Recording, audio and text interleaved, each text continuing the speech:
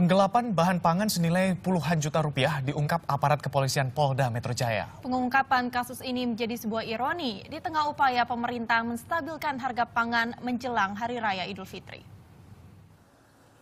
60 ton gula pasir dan satu mobil tangki berisi 6.000 liter minyak sayur diamankan di Reskrimsus Polda Metro Jaya.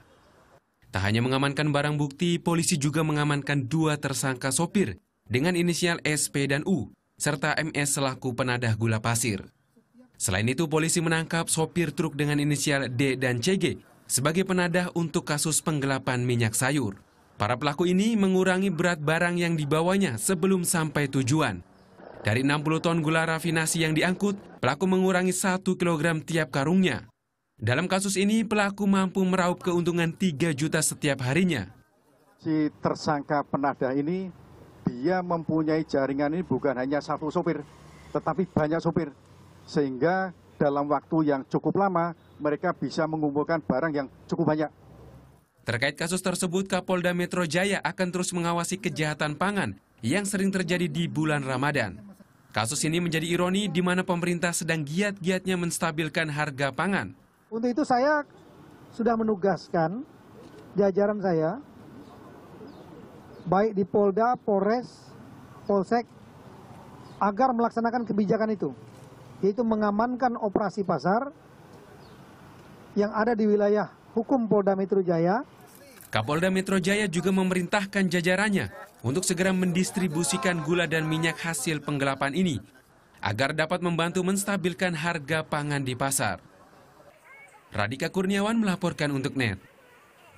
Hindari razia, pedagang petasan di Tasikmalaya menyembunyikan dagangannya di kios bunga. Sementara itu, Polres Cilacap, Jawa Tengah menggerebek produsen mercon rumahan dan mengamankan puluhan ribu petasan. Jajaran Polres Tasikmalaya terus melakukan razia terhadap para pedagang yang masih nakal menjual petasan yang mengandung ledakan. Namun tak kurang akal, para pedagang petasan ini mencari cara agar dagangannya tidak terkena razia. Seperti pedagang petasan di Jalan Cikurbuk, Tasikmalaya ini.